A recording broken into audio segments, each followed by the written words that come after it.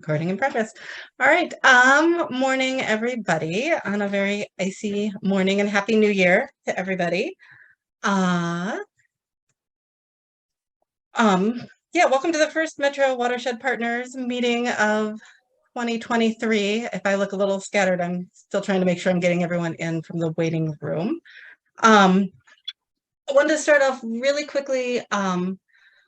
Welcome to an icy morning where we're going to hear more about designing for winter, designing for low salt use. So it's kind of a really good meeting topic for an icy morning like today. I wanted to quick introduce myself.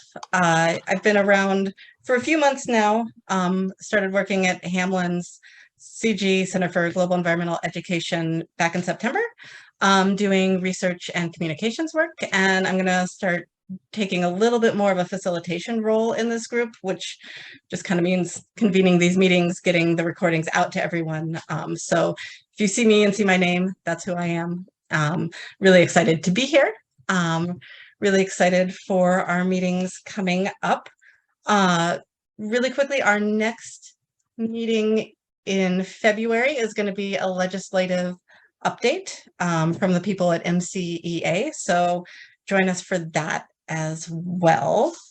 One of the things that the steering committee talked about was we wanted to make sure there was just a little bit of time for us to all get to know each other and chat, or a lot of you already know each other, but just to catch up, have a little bit more of an informal time, hear how everyone's doing, that sort of thing. So we wanted to build in some time this morning for us all to just do a little bit of chatting. So I'm going to do some breakout rooms, and again, start off with how the winter's going, how things are doing for you, but just use that time to do a little bit of connecting and networking with everybody. And we will meet back a little bit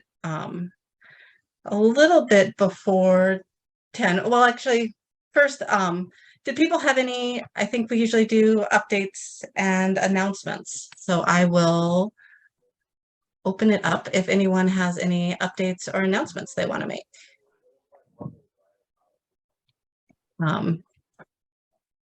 Raise your hand or go ahead and just start talking if you have anything.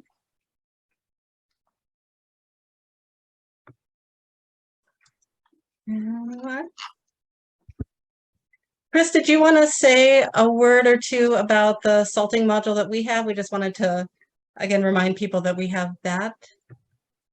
Oh, sure. I can throw it in the link in a little bit, or throw the link in the chat in a few minutes as well. So if you guys remember back when I did an Adopt a Drain presentation a few months ago, one of the modules we shared was something we did in partnership with the city of Minneapolis, and it's a smart salting module for kids. It includes some videos, including Connie, you're in one of the videos, and some activities for students and teachers. So I will throw that link in the chat so people have access to that. Again, if you forget or lose it, it's always on the Hamlin Center for Global Environmental Education K-12 resources website.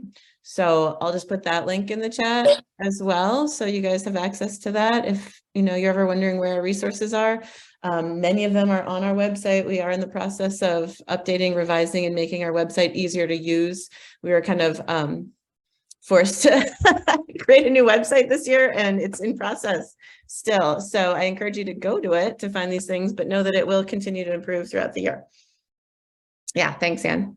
Thank you. Angie. There we go. I wanted to mention that we are hosting a workshop for realtors who sell shoreline property in February. And I was just double checking in the background because for some reason in my mind, I had February. Yeah. Oh, I sent out the wrong information to my partners. It's February 9th. And then I was just looking at my email I sent to my partners and realized I told them all February 2nd. So bad on me. But we have done this workshop several times now, and it's always been very popular and well attended. We're doing it in partnership with the St. Paul Area Association of Realtors. And it will be a half-day workshop all about lakeshore and shoreland rules, with the intention of helping realtors to give their buyers realistic expectations on what they can and can't do with their properties. So I'll just drop the registration link in the chat if anybody wants to see that. February 9th, not the 2nd, like I've currently told people. Thanks, Angie. Elaine.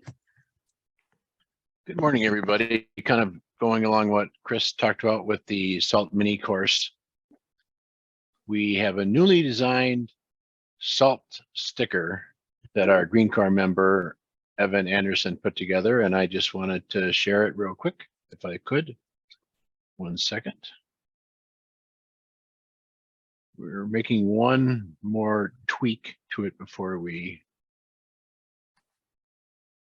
it's final, but this is kind of the sticker that we're going to, and we wanted to have that oversalting pollutes our waters and wells message, kind of more of a, it looks like a statement, but it's supposed to be like a thought bubble coming from the fish. So we're going to tweak that a little bit, and they're only about, this big, so not super big, but kind of in conjunction with that, we're going to share these when we go out and table at events. And I'm hoping to give this to Jenny so she can hand it out with our welcome packets for people that are new to the Adopt a Drain program. So that's all. Just want to share that sticker.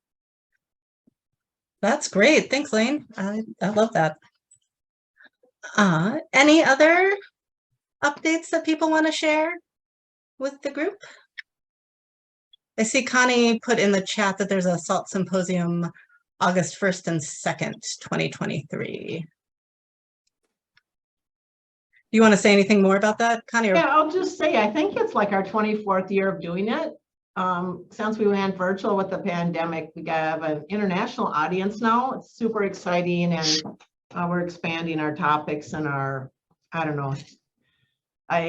That's on my to-do list today, is to look through our top candidates for presentations and topics. But chloride trading really is interesting to me, as many of our wastewater treatment facilities are out of compliance right now with chloride discharge.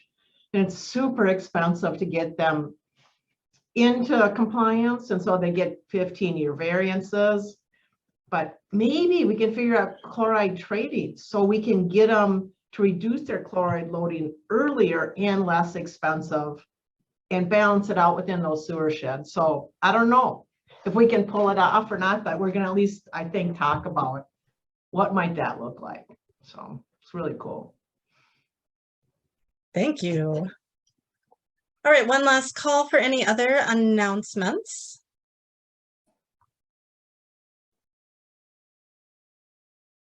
All right. I'm going to go ahead and open up some breakout rooms. Let's see, we've got 31. Do 3 or 4 people per room. And I think I'll just have people hopefully have it automatically assigned to the rooms. And then again, just a little time to chat in a smaller group about how things are going for you, how the winter's doing, what kind of issues have come up, or just checking in and getting to know some of the other partners here. So I'm going to go ahead and do that.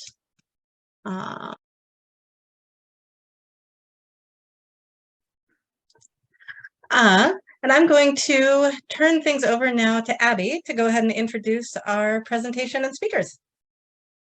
All right, thank you, Anne.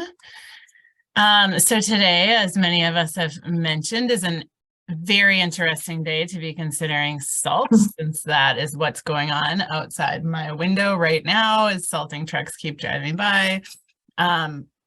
So today we're hearing from a few different guests about both low salt design and also some of the new courses and what's going on with the Smart Salting program at the MPCA. So we're going to start by hearing from Connie Fortin.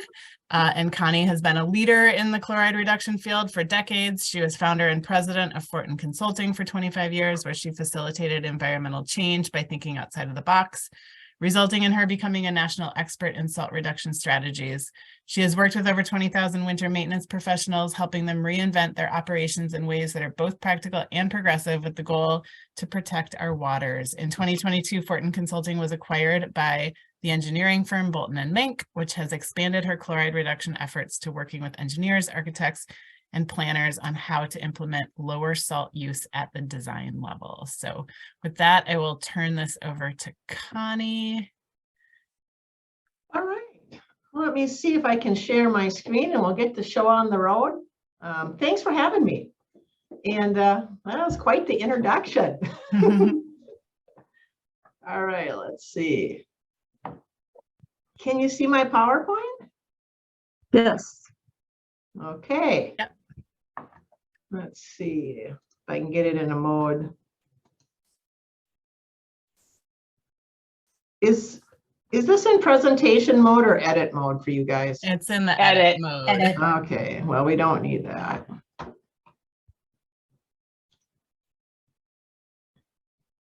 How do we do it? Never had this problem before. So what am I doing wrong? Slideshow, resume slideshow.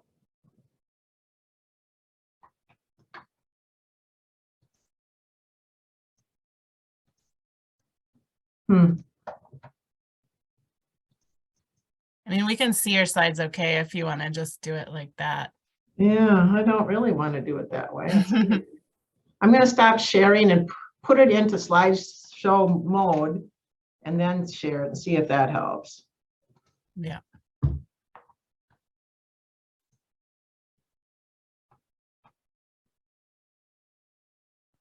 Okay, where is it?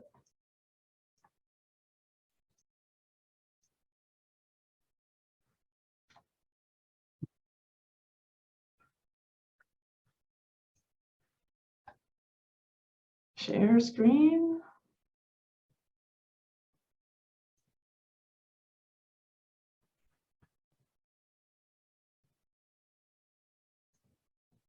Okay, I think we got it. All right, you guys got it? Can you see it? Looks great. Okay, so I sold my company, and now I found myself working with like 900 engineers and people that design everything the plow drivers sell. So what an opportunity to take what I've learned from the plow drivers back to these guys. I think, does everybody in here knows about the chloride problem? If you don't, Brooke will tell you about it. I'm just going to skip over it. As I've been thinking and working with our designers, it's occurred to me that we talk about equity in everything these days, right? Religion and race and blah, blah, blah. But we don't talk about equity between winter and summer. And we focus all of our sustainable efforts, or a lot of them, on summer. We got the green this and that, the green roof, the rain barrel, the rain garden. And in order for us to get out of this salt problem, we got to put winter in the focus in our sustainable everything. And so I just say, whatever green initiative you got going on at your city or your watershed, put a white aspect, okay? And throw winter right in the title somehow, because we're not paying close attention. So as Abby said, I've trained a lot of snowplow drivers, and they all have a good message for me, like, you know what? It's not our fault.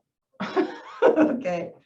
So if I just look at the cost to reduce chlorides, right? We have spent decades, and I have spent decades working right in the middle of this triangle with efficient winter maintenance, and we've made some really good progress. But we have spent zero time on better design of our salted infrastructure so it performs better in the winter without salt. So, all right, I'm having fun up here. And I hope that I can convince you to spend some energy in this area. So I got to Bolton and Menk, and about 5 weeks after being here, I launched an email to the president of the company of these 900 people. It came from a company of 5. Said, we are going to be the first company in the world to integrate low salt design across the board in all of our cold climate infrastructure. He's like, what does that mean? And so I wrote it up, and he said, we're going to do it. So they made this thing, low salt solutions. It's an umbrella, and underneath it, there's a bunch of categories. And the first one that I've been working on is low salt design. So I've been going around and listening to what these engineers think about, because I don't know anything about engineers. The first thing they told me is, Connie, they're not blueprints, they're plan sheets. I'm like, oh, okay, sorry about that. But anyhow, Tim Olson, who's one of our stormwater engineers, was assigned to teach me like the ropes of the company. And after we worked together for a couple months, maybe not even that, he said, Connie, I keep wanting to take the chloride out in all my great rain garden designs. I'm like, Tim, forget it. It's a waste of time. We can't. It's too expensive. It's too slow. It's not where we want to think. And he started to understand that that snow that fell out of the sky today, we pushed it in the pile, it blew back on the parking lot the next day, or it melted and ran across the parking lot. And we managed that same snow over and over again all winter. It's way different than rain. And he said, we have 2 seasons, rain and snow, and I only design for rain. My industry only designs for rain, because all the specs from the city and the watershed are how much stormwater we got to keep on our site, or what rate we can, move it, and how we got to treat it and take out the this or that. Nobody cares about the snow, so we don't design for it. And I'm like, holy cow, Tim, no wonder we got this problem. So if we design for low salt, like safer winter surfaces, we're going to save money, increase public safety, reduce the chloride loading, increase the life of our infrastructure, reduce the damage to our soil, our wildlife, our vegetation, and across the board. We're going to have those big wins at that high level if we can design better for winter. So what does that mean?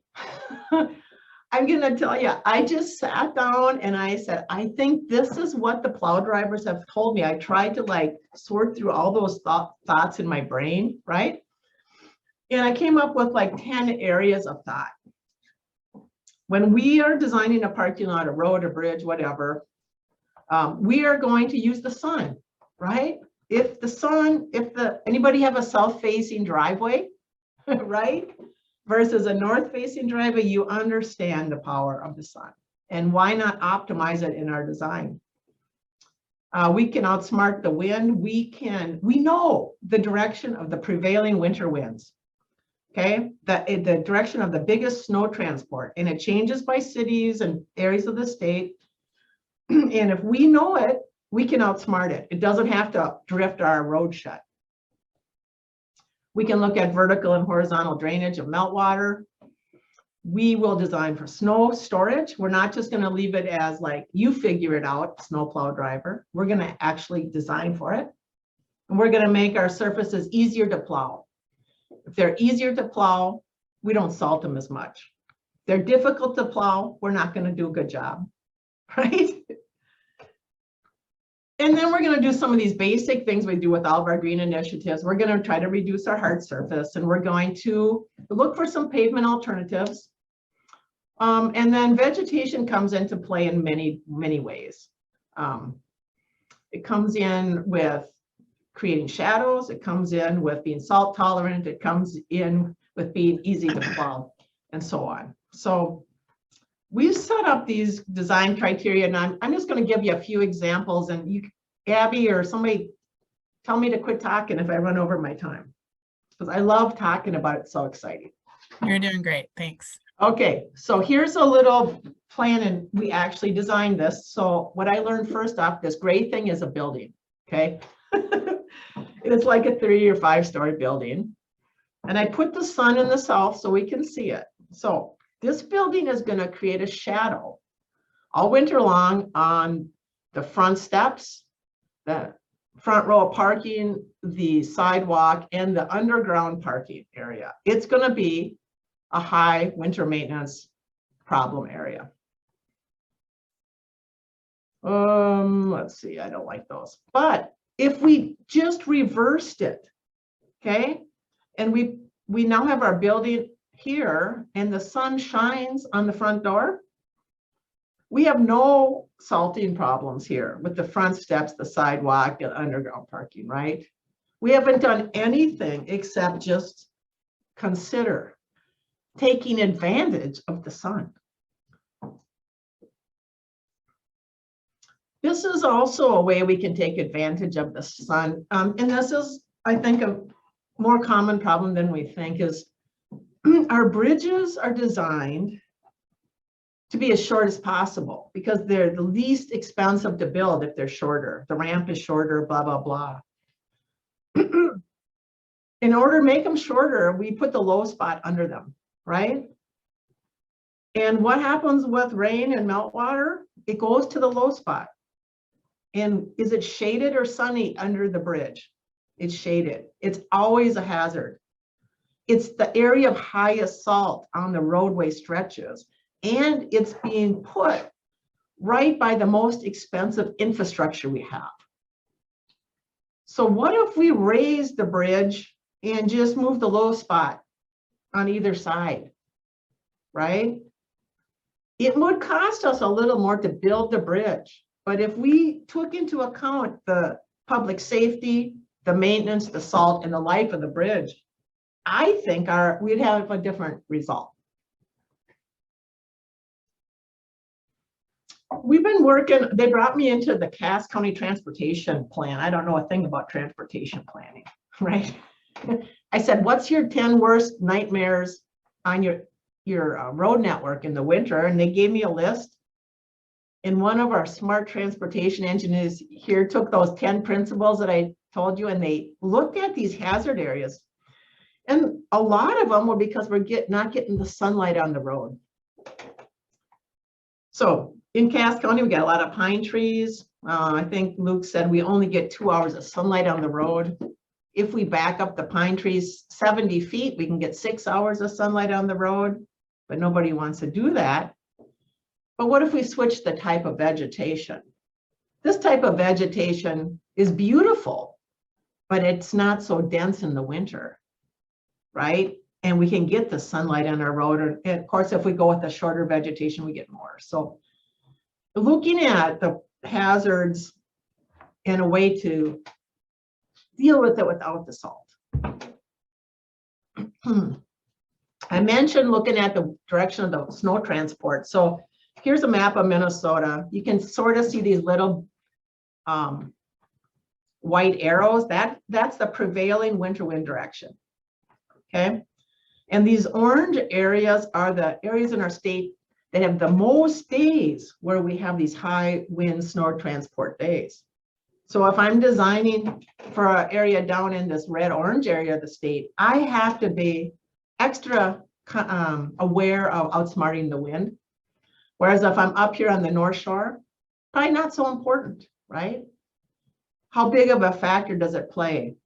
And then you look over here, this is our snowfall average.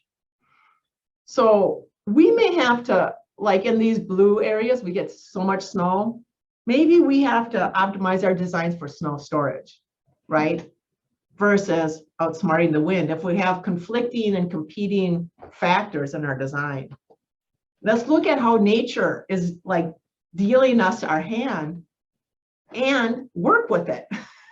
Instead of just like, we're just putting on the blinders and we're just going to design for our stormwater, whatever. So here's our same building, and we actually did this, right? Like, but we didn't know any better. And we put in the direction of the prevailing winter wind at this site, and guess what's going to happen here in the winter? Not only is it going to be shaded, but we're going to get all the snow blowing right into that underground parking, the front steps, and the sidewalk. So what we've done is in our CAD system for our engineers now, they see the sun. We put it in there and we put in the direction of the prevailing winter wind. So every time they do a design, it's right there. They can't forget about it. Where before it wasn't ever something we really thought about. So I think that's cool. I hope I'm not talking too long. Just tell me when to shut up. This is the meltwater footprint. It's a really huge, big concept, you guys. We got to reduce this. This is, we don't need to deal with that same snow 100 times. We just needed to deal with it once. So we designed, or maybe they didn't design snow storage, but the snow was stored on the uphill part of the parking lot. So every melty day, we get this, and then every night they're going to come back, it's going to freeze, and they're going to salt it. So we need to design our snow storage on the low side of the parking lot, on the low side of the road, or contain it so that when it melts, we don't get this huge sprawl. So isn't that interesting to think about? And by the way, I tell our designers now, if you put the handicap spot and the storm drain in the same place, you have to go to jail for at least a day. Because this is the most dangerous spot in the parking lot. You cannot put them in the same spot. So anyhow, let's see. Oh yeah, so here's my other thing is rain gardens. I'm sick of rain gardens. Like we're going to snow gardens. 5 years from now, nobody's talking rain gardens in Minnesota. Because what happens to our rain gardens? We ruin them in the winter with all the salt and snow. And then we got weed gardens and everybody's complaining about them. They don't function. So we forgot to design them for winter. So we got an effort right now of what is a snow garden? How do we take this concept that was probably designed for Ohio or something and turn it into a Minnesota concept that's resilient and can manage us all the seasons. So isn't that fun to think about? You know, like we go to the Vikings game, people take off their shirt, they're in the snow. We're Minnesota, we're tough in winter, but not in our environmental stuff. We just want to talk about green things. This is something else that I'm really interested in is if we can't reduce that meltwater footprint, at least we're not going to route it where people are applying their brakes. Like, right? That's craziness. So we're playing around with the stopping distances. You know, as you're coming into an intersection, what does it look like? Let's make a pink bar. Then let's put our storm water flow surface arrows. And if the pink bar and the surface water flow arrows overlap, we got an icy nightmare and we're going to be salting it every day in the winter. So we are not going to do that anymore, or we're going to try not to do that anymore. We're going to bring that to the attention of the designers that in the summer, you can sheet flow your rainwater across the intersection, who cares? But in the winter, you got ice. So looking up, this is, you guys know this, right? You take your rough water and you bring it into the vegetation. We know that for the summer. We know if we don't in the winter, we're going to salt it. So that's nothing new to you. But this is something new for our company. So on every one of our plan sheets from, you know, like this day forward, they're going to have some special call out sheets where we've integrated these 10 concepts into our plan. And we're going to talk to our customers about it. We're going to talk to our, what do you call those? So construction supervisors. So when they're looking and supervising the construction and something is a little different than we normally do, they know why. Because it's different for snow storage and it's different for plowability and things like that. So we're going to have that. And that's really cool to me. And I think if you look 5 years from now, nobody's going to offer a plan set to any construction site in Minnesota without these pages, because we can't afford not to design for winter. So anyhow, I've been working on low salt design for a year. It's not done. We're still wobbly. We're still learning. But I'm going to start working with our planners and develop some bigger thinking for how do we get our planners thinking about this. And this is kind of our internal library. We got these 10 areas of thought. We got some tools. I developed a training course for our crew and a certification test, some CAD tools we've designed, and we're designing a little newsletter, keep people current, and a speaker series. So it's just starting, but it's really exciting. So I can imagine all you watershed thinkers that we aren't going to continue without requiring low salt design in our watersheds. I mean, how are we going to get above this chloride problem? Is it just focusing on the winter maintenance pros? No. We got to elevate it up to the design and planning, and we got to require it.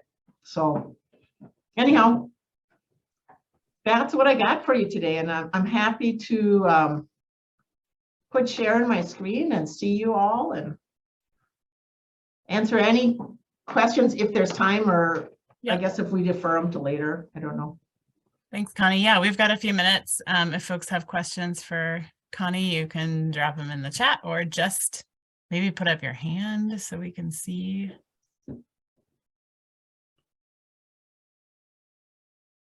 Go ahead, Sage. Connie, are you seeing this trend of looking at low salt design across country and other firms at all, or are you the leader of the pack here? We're leading. We're leading. I figured as much, but it would be exciting to know if there's other people picking up on it to some extent, so you could start to see the influence of it happening nationally. Well, what I've been doing is my company wants me to get out and speak at the high profile conferences. And so I've been throwing out abstracts, and I've been doing a lot of speaking at national conferences on this. And it's people are interested, right? We just really hadn't thought about winter in this way. And it's time. Minnesota is going to lead the pack again, you guys. There's no doubt.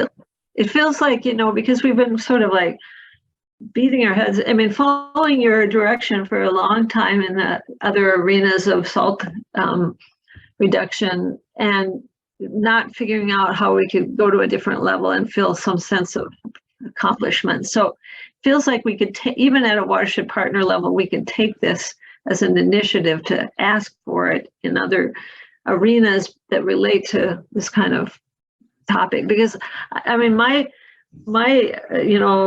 moment of depression hit really hard when one of the people that we have an awards program every year, and I remember in one of your trainings a few years ago, training at an organization, and we were ready to give the guy an award this year finally for being a leader, in it. And he had gone to one of those trainings, and he sadly admitted when we were, telling him he was getting this award, that he had to sell his equipment because he had X number of companies that had dropped his business because of the liability issue. And that just made me very depressed to hear that, when he was really obviously on the cutting edge of trying to change the status quo. So felt like he shouldn't have been penalized for a problem that's much bigger than he, especially if he's trying to address it. I mean, and we can be inspired by all the things that we've learned in the SALT symposiums, but I feel like you're looking at it from a bigger picture that might shift the trends, even if it takes a long time to do it. It's still just very, very creative, and a relief to hear about. Thank you for sharing your perspective. Mm-hmm. Thanks, Sage. Other questions?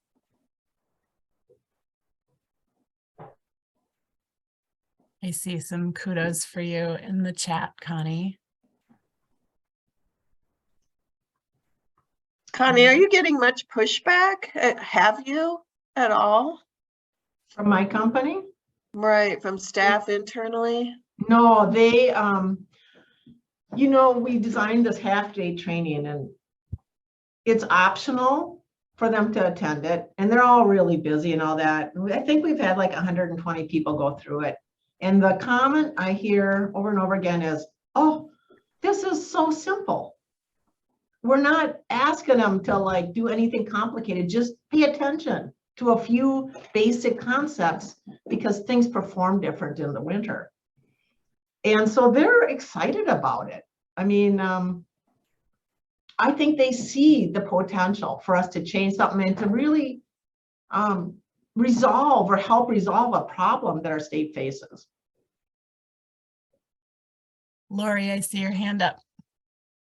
Go Yeah, ahead. thanks. Hi, Connie. So I've worked a lot with like planners and engineers, and I know there's a lot of constraints as far as like with planners, they like to set buildings in certain places for aesthetics and community and all of that stuff. And so I'm just wondering, kind of a little bit to Dawn's question, like, are they actually able to get a good number of these things into the plans and then actually built? You know, like, are they actually making their way to actually on the ground? Yeah, so good question. One of the things we talk about in training is conflicts, right? Like I gave you 10 things I want you to consider. I want you always to consider them. But you have to also look at your budget and like your curb appeal and, you know, whatever other things. Maybe your community has a parking lot template that you have to follow to meet so many trees per blah, blah, blah. So you got to pick and choose what makes sense, you know, and I don't know how many. We have just started. We're still training our crew. We have a handful of our designs that have been built, but we're just merging or starting really our first full design season with an educated crew. But I can tell you, we have put in 2 snow gardens and in the Rockford School District. And one of them's at one of their STEM middle schools, and they are just so excited to have the first snow garden in the state and to bring those young students to help us understand if it works, doesn't work, how it works. So that's kind of cool. I don't know, did I answer your question? Yeah, absolutely. Thanks. Mhm. I imagine you're tracking those metrics, like how many components in each of the designs, just to get kind of a baseline idea of, hey, now that we're mindful of this, because that would be interesting to see kind of One over of the time. things I want to do is do winter inspections. We normally don't do that. And I say, I made it's a cheesy inspection form, which I'm sure they'll improve, but it says, okay, if you go out to your site and it's icy or salty, we failed. That's how we know we failed. But did we fail in the design? Was the design bad? Or did we fail in implementation? Like it wasn't built according to our design. We went back to our traditional things because maybe our construction crew didn't get the word. Or did our maintenance group not pay attention? They're so used to the front steps being icy, they didn't even notice they weren't icy. They just salted them. So we're not sure if it fails, where it failed. And so that's what we want to watch for. And yeah, I don't know. All right. Well, thank you, Connie. We are going to segue into our next presentation from the Smart Salting folks at the MPCA. We have Brooke Asleson with us. Brooke coordinates the MPCA's new chloride reduction program that includes a highly successful Smart Salting training program, as well as the chloride reduction grant program and many other resources and tools to help communities and organizations reduce salt use and protect Minnesota's water resources. And then Chandi McCracken-Holm has worked in water quality for the past 13 years, most recently as the Smart Salting Training Administrator at the MPCA since October of 2021. She implements the MPCA's Smart Salting trainings, including coordinating with organizations to host the trainings. She provides public assistance and supports the program's Smart Salting tool. So with that, I am going to turn things over to Brooke and Chandi. All right, thank you, Abby. So I'm going to go ahead and share my PowerPoint with all of you. There we go. All Right. Well, I'm just going to cover a little bit about the overall chloride reduction program. It is fairly new over the last just 4 years that it's been created. So I just want to make sure that all of you are aware of this kind of larger program. And then Chandi is going to talk a little bit about the smart salting training program specifically, and some of the new certifications and workshops and offerings that we have available. So I just wanted to start with this adorable picture of the spotted salamander. I think this should be our spokesperson for chloride reduction. We don't have that, you know, cute or lovable, you know, icon or animal or fish that everyone's like, oh, I want to protect that. Maybe it can be the spotted salamander. For our campaign here. I know we've got a lot of folks in the room who've been working on chloride for many years, but I figured we might have some new faces too. So I just wanted to touch on an overview that for chloride reduction, we are talking about all of the sources of chloride. And of course, de-icing salt has been kind of top of our minds and a priority for us for many years. But there are some other sources of chloride that are pretty significant in our state, which include water softening activities. So that 22% of that's coming from wastewater, along with that 3% gray you see there from residential septics. The majority of the chloride coming from those sources is likely going to be water softening activities. We have the permitted industrial sources out separately in that 1%. The other big source is fertilizer. Potassium chloride or potash is another source of chloride that, of course, once all of these sources get into our environment and into our water, it has the same impact. And so just wanted to cover that for folks who might not be aware that there are other sources of chloride that if maybe in your community might be needing to be addressed. If you're not right in the core of the metro, maybe water softeners is a bigger source of chloride for your community to be aware of. I did update this. This is a map. This is pretty recent here. We've got some newer data on what's going on with the chloride levels in our lakes and our streams and our wetlands in the metro area. And we have 2 new impairments that are actually in the lower St. Croix River, and then 2 new ones in the St. Louis River watershed. So we had 4 new ones listed. So those of you who've been following this for a few years, it was 50 chloride impairments statewide for a long time, and now it's 54. And so that's where those 4 new impairments are. I checked it out. And then the draft 2024 list, which that is primarily a metro watershed, and we're going to have 12 new impairments for chloride, it looks like.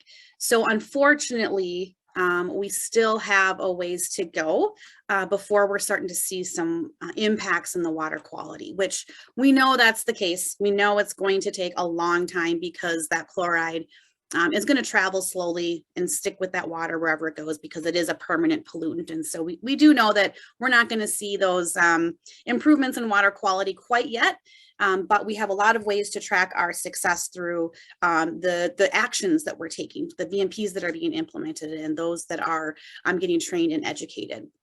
And so this is kind of the 4 big pieces of the chloride reduction program. And I'm just going to briefly go through them. And so the first part of my primary role when I first took this position a few years ago was to integrate chloride reduction into the rest of the agency's water programs. So some of you might be familiar with some of the new requirements in that MS4 permit. So I worked directly with permit staff to figure out how do we integrate chloride. And so that's a big part of at least my role as the chloride coordinator, is to figure out where do we need to put chloride reduction into these other programs so that we don't have to be so thoughtful about chloride reduction, that it's just integrated into our work and people don't even have to think about it. So new people who start at the agency will treat chloride how we've treated nutrients and sediment for years, where you don't really have to spend a ton of focus on how are we going to address sediment and nutrients. We just do it. It's part of our everyday work to address those pollutants. And so that's part of what I've been doing over the last few years, is integrating it into our programs. And then of course, we've got the Smart Salting training program that's modeled after that highly successful training we've had for many years in partnership with Fortin Consulting since I think it was 2006 was when we first teamed up with Fortin to offer and test out that training. And now that is housed at the MPCA. And we've got Chandi on board to manage that program and help expand it. We also have some various forms of assistance, all of these wonderful Green Corps members that you guys have probably all had and heard, and they're doing great work. That's one of the first things also that happened when I took on this new position, is I connected with that Green Corps program to say, hey, how do we highlight chloride and get more of our Green Corps members working on this pollutant? And now we have a lot of Green Corps members every year who are doing just wonderful work around chloride reduction at their host sites. And then we also have a lot of resources that maybe we have created or that some of you have created that then we share and just kind of try to get the word out so everybody's aware of what's available and what's out there. And so I won't spend a ton of time on the agency programs, but I'll just state that, you know, we do have the statewide chloride management plan, which is intended to, you know, get all of us on that same page, highlight the water quality conditions, as well as how can we actually address this pollutant? How can we manage it for all different audiences? And so we do address all the different sources of chloride in this plan, and this is really kind of our basis for kind of moving forward together to address this pollutant. Our wastewater program actually is responsible for having permits with wastewater facilities across the state. And that program has been evaluating chloride as a permittee needs a new permit. They look for the chloride data. If they don't have the chloride data, we require them to monitor for it. And then we evaluate, are they causing, or do they have the potential to cause a problem for the receiving water body? And so you can see here we've got, I think it's 91 is the final count of facilities that have been evaluated and we know have what we call reasonable potential to cause or contribute to a chloride impairment or problem downstream. And so this is another big part of my work, is to connect with these wastewater communities as they're informed that they're going to be getting a chloride limit in their permit. Then I have that opportunity to let them know about some of the resources and assistance that we have to help them reduce chloride at the source. And then for those of you who maybe are not familiar with these new chloride requirements in the MS4 permit, we do actually have a video recording. We did a workshop back in 2020 where we pulled together a few MS4s who've already implemented a lot of what's in that new permit and shared some of the work that they've done. And then we just walk through a little more detailed in that workshop what those requirements are so that everybody's understanding them and very clear. We also cover the requirements in the MS4 permit in our smart salting training. So that has now been integrated into our training materials, so that especially those roads classes where we're starting to see a lot of more those winter maintenance folks who do have a permit with us, we want to make sure that they understand what those requirements are. So if you're not familiar with them, you can check out the website or watch this recording, but really we want them to be educating their community. We want to make sure that they are putting out resources to the businesses and members of their community on how to address chloride and why it's a problem. And we also want any of their maintenance staff who are responsible for maintaining the roads to be trained annually. There's a few other requirements, especially if they do have already an impairment or a chloride TMDL in their community. We also teamed up with MNTAP.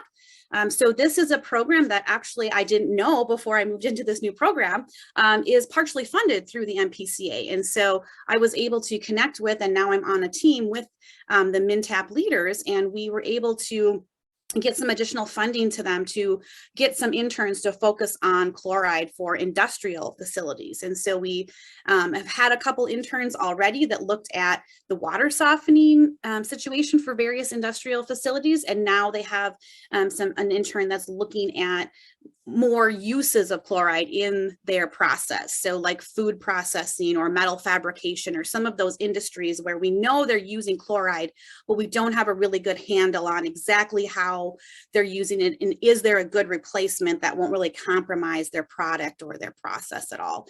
And so that's been a really great partnership. And I'm excited to see what we learn, because that's a big unknown for all of us, is that industrial side of things. And so I'm excited to have this partnership with MNTAP. I also co-lead a national chloride collaborative with EPA. We have states from all over the country. It's mostly the Midwest and the East Coast. And we are all meeting regularly to talk about the various chloride issues and challenges we're experiencing, as well as different solutions that we've all come up with, and sharing ideas and resources of how to address this very challenging pollutant. And so that has been very great to just have these so many different states and organizations who are interested in talking about chloride and finding ways to manage it. And then I get to learn too about what they're doing in Michigan, for instance. They have a new standard that they developed, which is 150 milligrams per liter. So much more protective of water quality than what we've got here currently in Minnesota. So this is another, a great way for us to just learn from other states, as well as share some of our knowledge and success, so that they can hopefully, reduce chloride faster or more efficiently maybe than we had to, as we're learning through this and doing our best to kind of trailblaze. So now I'm going to go ahead and let Chandi cover the training portion. I will just advance the slides for you, Chandi. So you just let me know when you're ready to move on to the next slide. Yeah, well, we kind of already went over the background for the training program. So to just jump right into the courses, if you want to advance 2 slides, because I see the National Chloride Collaborative currently.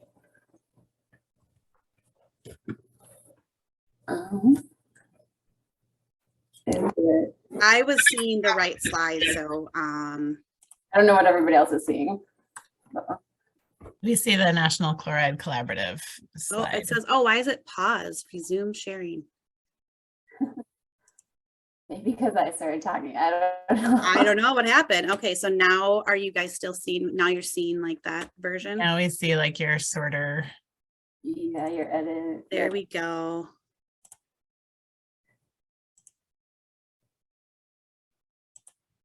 Okay, and it went to the.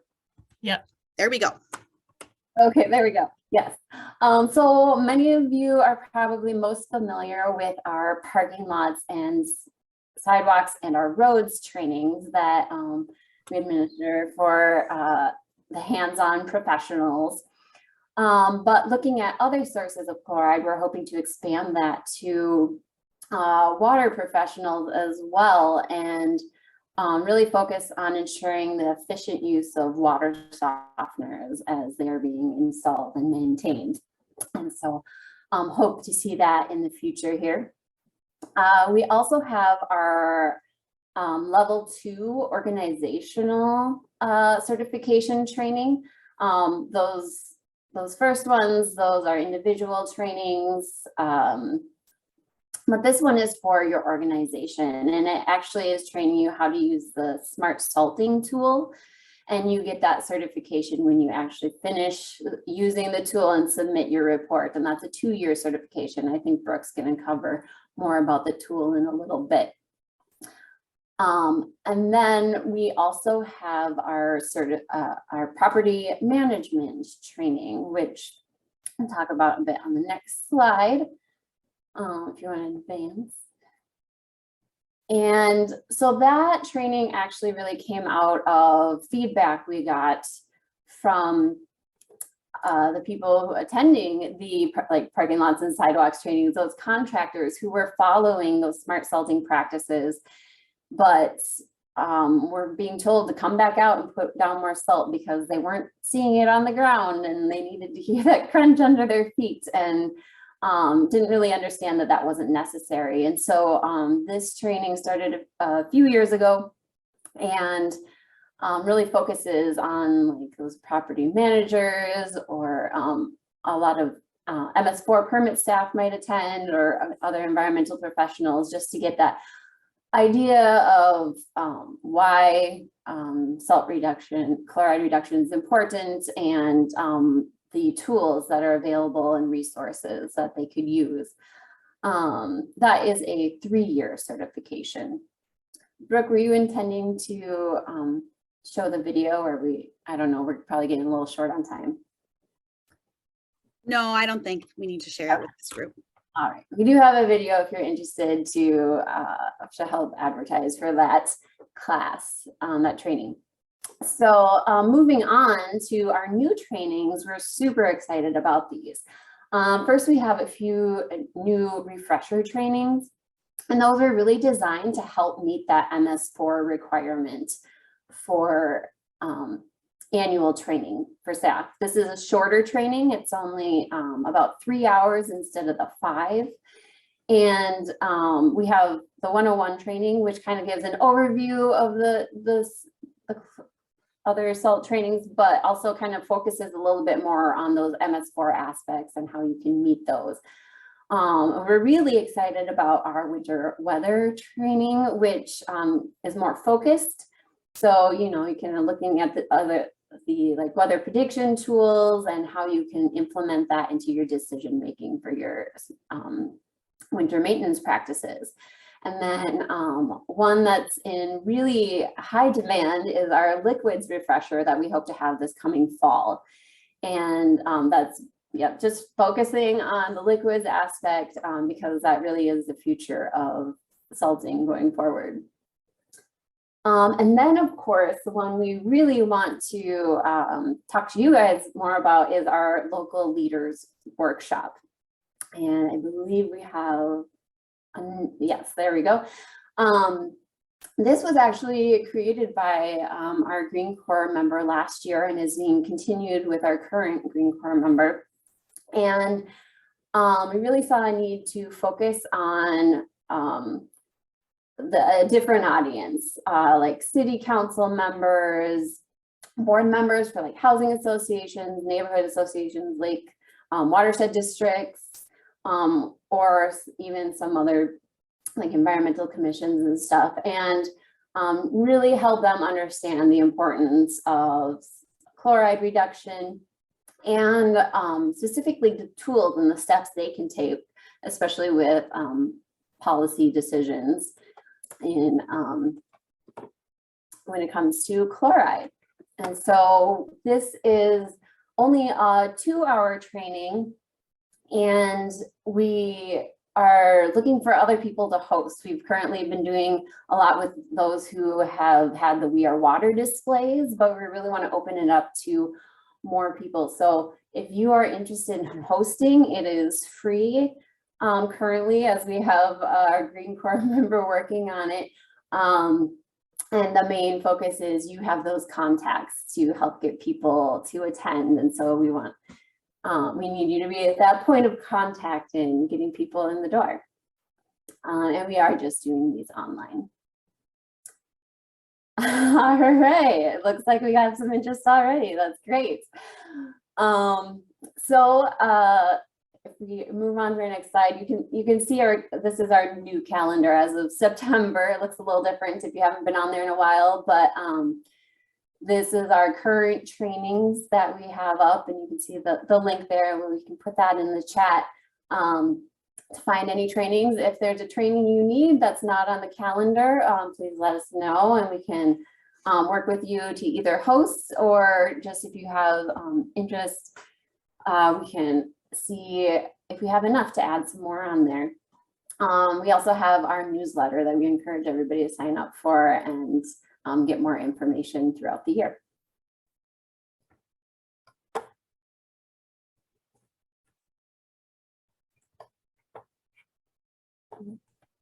All right, well, I will just quickly go over some of the different assistance we offer and the resources, and then we'll just have time for questions and discussion. So Chandi mentioned the smart salting tool. So hopefully most of you or all of you are familiar with our smart salting tool. It was designed back in, I don't know, 2009 is when we started working on it.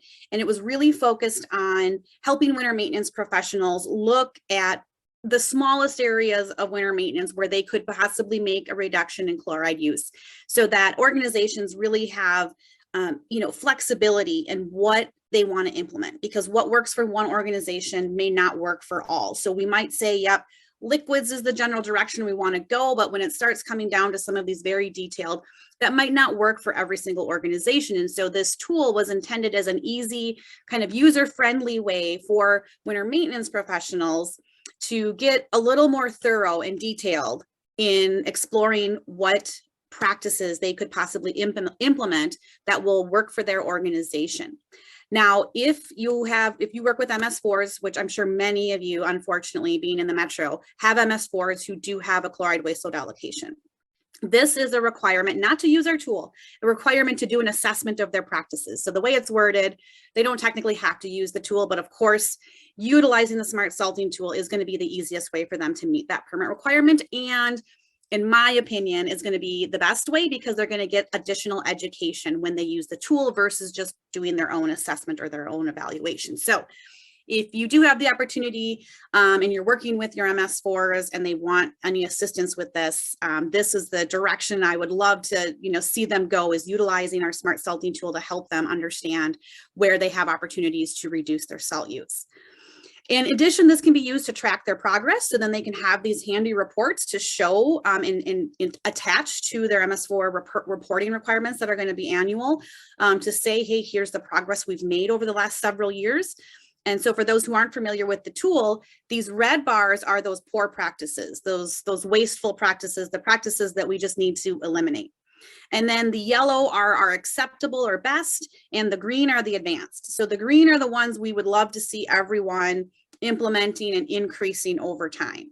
And so this tool is a great way to try to kind of quantify the success. And so this is where I mentioned before, we're not, able to see a lot of great results yet in water quality for our hard work.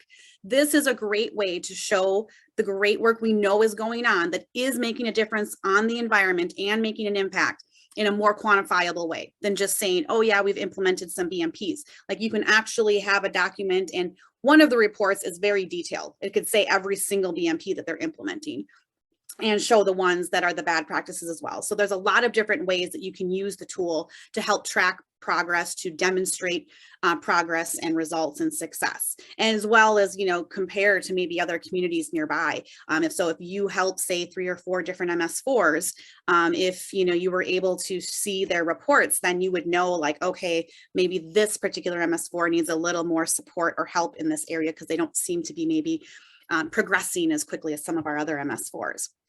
And something that we're very excited about is we are currently transforming the tool. So we're not just tweaking it, updating it. We are completely giving it a whole new look. The tool is now going to allow the users to select their geographical area. And then we're going to provide an estimate of where the chloride is coming from with estimates of about how much. And so we're going to use the best available data and GIS information to populate these graphs that then they can edit. So we might give an estimate. Of course, we're going to have to assume, say for roads, we're going to assume an average application rate. Well, they're going to have the opportunity to go in and edit that and say, you know what, we actually use this application rate, or you know what, we have collected chloride data from this industrial facility and we know what their chloride, we don't have to estimate what their chloride contribution is to our community. And so this is very exciting. This is going to be helpful for future TMDLs. This is going to be helpful for planning and implementing BMPs. I think there's going to be a lot of possible uses for this new version of the tool. And of course, all the other states and EPA already want in on our tool, but so far haven't come up with any funds to help pay for it. So it's just going to stay belonging to us until we get some other sources of funds. So this is going to be super exciting. That's going to really help communities know what areas they need to focus on. Because like I said earlier, it's not always winter maintenance. There are other sources, and particularly for some of our smaller communities outside of the metro area, water softening is actually their biggest chloride source and where they need to focus their efforts. But until you do some type of evaluation to better understand where that chloride's coming from, you don't really know where to, use your resources to have the most impact and to be the most effective. In addition to the exciting expansion of the smart salting tool, I should also mention we will have guidance for addressing fertilizer and water softening in the tool. So that's going to be a little different than the winter maintenance. The winter maintenance, it was very focused. We knew exactly what BMPs. For water softening, chances are most communities aren't going to know what the age of the water softeners are, what kind of water softeners are in the homes and the businesses. And so we're going to have a couple different pathways so that our users can help. If they don't have the information, we're going to help them collect it. We're going to say, here's how you can here's some example surveys, or here's a way for you to collect some new information or data, so then you do know how to properly address these other sources of chloride. And that's coming out June 30th of this year. So got a lot of work to do to make that happen, but we will have a tool done and ready by this June. The other exciting program that we have now is a chloride reduction grant program. We have received 2 different sets of funds to support this program, and are hoping, or we're requesting funds this coming session to continue this program. The legislative language was very specific to address water softening the last 2 sessions, or the last 2 pots of money that we got. And so we were required to focus on using the grant funds to address water softening. I'm hoping we get some flexibility in future funding to address maybe some other sources of chloride. But for right now, the 2 that we have out there has been awarded.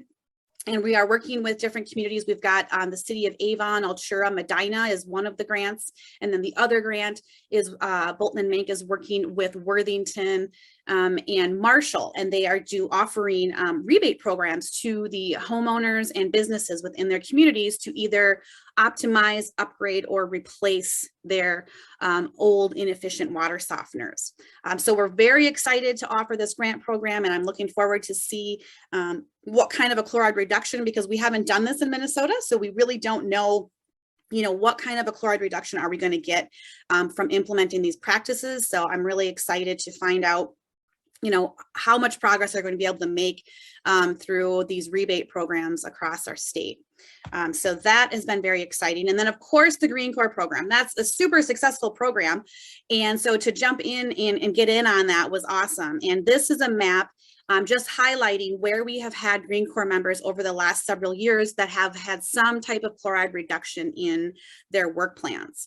And so as you can see, the first year we had 10, and now it's, we're kind of staying steady around 8 to 7 Green Corps members every year who are working on chloride within their communities. So we're having a pretty big impact, and some of them have, like the city of Minneapolis has had some great success over the last 3 years with their Green Corps member on implementing an online mini course. We also, of course, the MPCA, now that we have a Green Corps member, we would not have been able to create that local leaders workshop without their help and assistance. And so there's so much kind of long lasting work going on that I'm just excited to team up with the Green Corps program and make chloride reduction part of that. And now Brooke, you just have a couple minutes, sorry. Sure. And now we have all of these super eager, interested future environmental professionals who know about chloride now. So that's another exciting part of getting chloride worked into there. We also have connected with our loan programs. And so chloride activities are eligible under both our Clean Water Partnership loan and our Small Business Assistance Loan programs. And then for the resources, the one I just wanted to make sure you are all aware of is our chloride reduction model ordinance language. And so this was created back in 2019 with a team of cities and watersheds to put together, what if we were able to implement ordinances around reducing chloride, what would that look like? And so this is what we came up with. And so this is available for you to use, and I'm waiting, I'm hoping. I've got a couple cities out there that I think are getting close to being ready to implement. And so I think once we get the first city to implement some of these ordinances, I hope that many will follow. Many will then be like, all right, let's get on board with this and let's implement some of these ordinances. So that's another resource we have, as well as we created at that same time, we created a guidance document for communities who might be interested in implementing a water softening rebate program. And so this, of course, came well before I knew I was going to get actual funds to have a reduction program or a grant program. So I'm happy to have this now available to help support those grants. We have also worked chloride reduction into Green Step cities. So that is a big part, which hopefully you guys are familiar and would love to see some Green Step cities implementing some chloride reduction work in their activities. We also do an annual winter press release. And so we encourage you all to just use this. Like, you can take this, you can adapt it however you would like. You can just use it as is and put it in newsletters. But we want to make this as easy as possible to like get the word out. And so this is one contribution we can make, is trying to get some media coverage on it, and then, you know, create this press release that then you can all use as well to help educate folks as the winter starts. And this year we had a pretty successful one. We had a lot of requests for media interviews, and we had a lot of coverage. Even if they didn't request a media interview, every major media outlet in Minnesota picked this up and shared it with their, you know, their readers or their viewers. So that was really exciting. Chandi mentioned our website. So our website has changed, if you guys have been there, and I just wanted to briefly mention that a lot of the information still is up there. It's in different places though, it's kind of scattered. And so if you're having a hard time finding anything, let me and Chandi know. We'll help you find it. If you've got some feedback that you would like to tell us about how we could improve it, we want that feedback.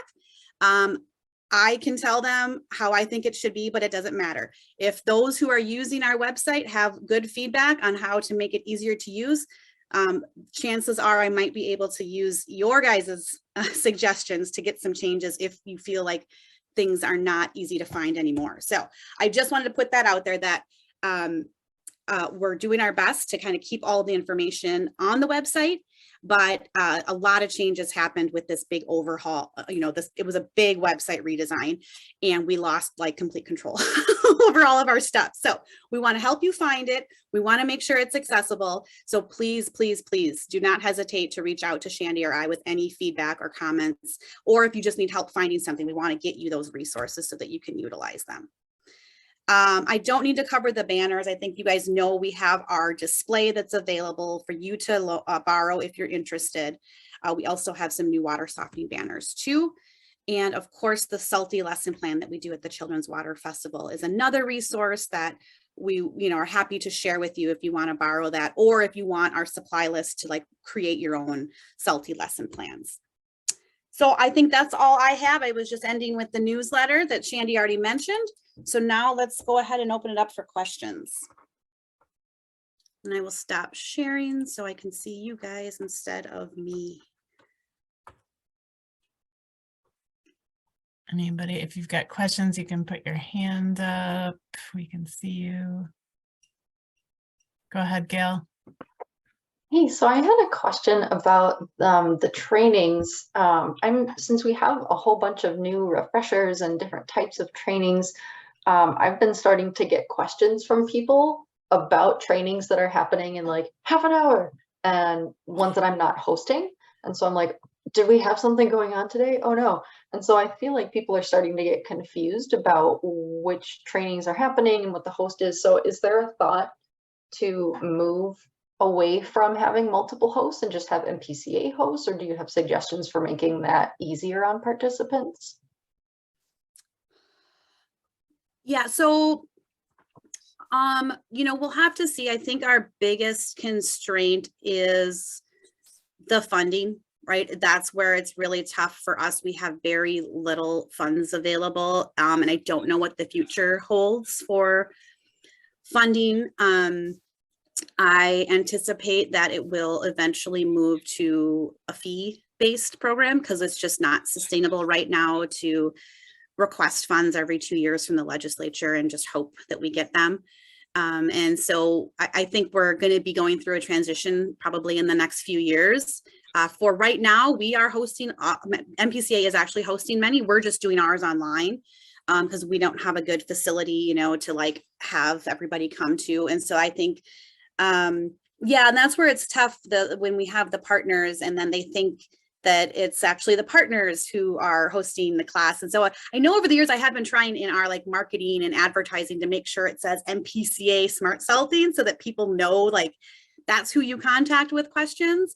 And so you can of course just always send them over to Chandi and say, oh, Chandi would be happy to help you sort it out. I think that would probably be the immediate. And then, you know, we can like talk more about if there is some changes we can make, you know, over the next couple of times to try to make that distinction more clear that it is MPCA's training and that you guys are, maybe we don't call you hosts anymore. Maybe we call it something else I'm not sure. but I'm open to ideas and suggestions because yeah, we definitely want to make it easy for people to know where to show up and who to contact with questions. Okay, thank you.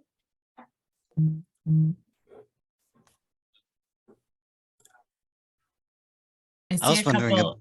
Oh, go ahead, Nick. I was going to just read your question. You do it. Oh, nice. I should probably sit in on the property management because I admit I haven't, but the properties are like tending to give all the residents their own bucket and say, give you the responsibility. We're not even gonna have a central staff do our winter maintenance. And does that course acknowledge that trend or work with it in any way? And then I was also interested in any new tips or revelations to meet and reach the multifamily housing world. Yeah, I actually, this is the first I've heard of, is it like an apartment building or is it like a homeowners association? Apartment kind of thing. Apartment building, Yeah, okay, like yeah. a complex. Yeah, I mean, usually with having the bucket at the entrance is very common, and we do cover that in the property management. We talk about alternative options to the bucket and share examples of what other organizations have done to try to limit, use of those buckets without much thought or knowledge about, how to properly put down salt. And so we do talk a little bit about that, but we don't necessarily cover like, here's if you're a homeowner and you just want to do it, there are some great videos. So there's some videos that the Mississippi Watershed Management Organization put together many years ago that we do have on our website that are short, like 10-minute videos that, is intended for kind of residents who are responsible for maintaining their own properties. I don't know though about an apartment. That's interesting that they're being told to do their own salting in an apartment building. So that would be a new trend, but that would be even participating in one of those trainings. We have other property managers there. And so a lot of times when these questions come up, someone else will say, oh, well, this was what we did at our facility to address that. Or, so there's always some learning going on too, just from our participants who have their own experiences and area of, expertise to bring to the table. So, that, and then your other question was about just new, I'm trying to go back to the chat here. I see you have the question in the chat. Yeah, tips, I guess, or any of the new classes, create revelations or something. I think that the work coming out of the Hennepin Chloride, County Chloride Initiative would be fantastic. I don't know if they're quite ready to share that with everyone yet, but they are targeting properties, smaller properties, in kind of that smaller audience, and have created some really wonderful resources and tools to kind of educate and give them some tips. So I'm really excited about the the low salt, no salt Minnesota. So that is, I know they're doing some pilots right now. They're just kind of working with some of the community members. They're going to be doing a train the trainer at the end of this month to kind of get that out there more. And as soon as they give me permission to share their resources on the MPCA's website, I will for sure put it up there so that everybody has access to it. But I think that's probably going to be the next greatest, newest way to engage, and I hope and I think it's going to be very successful. They've done a really great job pulling that together, so I'm excited for that to be shared more widely. But for now, I think they want to test it out a little more locally, learn and adjust and adapt if they need to. So, and I know we've got Abby, right, and Gail, and I don't know who else here is actually part of that group, so you guys could speak to it much better than I could. Laura's here. She's probably the best to speak to it. Laura's here too. Oh, I see Laura. Hi. Yeah. Thanks, Nick. We do have the Low Salt, No Salt Minnesota outreach campaign that is specifically geared towards target audiences of townhome associations, homeowners associations, and faith-based organizations, the boards and decision-making bodies of those areas. We are rolling it out within Hennepin County right now because it was funded through Hennepin County Watersheds. And so we have a limited space in a train the trainer program at the end of this month. And then once we have that. We'll be rolling it out more metro wide. And if we do have space in the next couple of weeks, if we've got a couple spots, we'll see if others in the metro area are interested in attending. But hopefully a lot of, we have a lot of great resources that were developed by a professional marketing firm for that. And so, like Brooke says, hopefully this will work to grab some extra kind of create a community of practice among some of those groups. So thanks. Very cool. All right, it's 11:08 by my clock, and I have to run to another meeting. And so I want to thank everybody for being here today. Thank you, Connie and Brooke and Chandi, for great presentations. I'm sure that we can provide contact info if folks would like to contact any of our presenters. I know Chandi put her email in the chat. Lots of good stuff in the chat, so check it out. Anyway, just want to say thanks for being here today. And I guess you could probably feel free to stay and chat with each other if you'd like, but I have to go. So, see you all next month for our legislative update. Thanks, Abby. Thank you.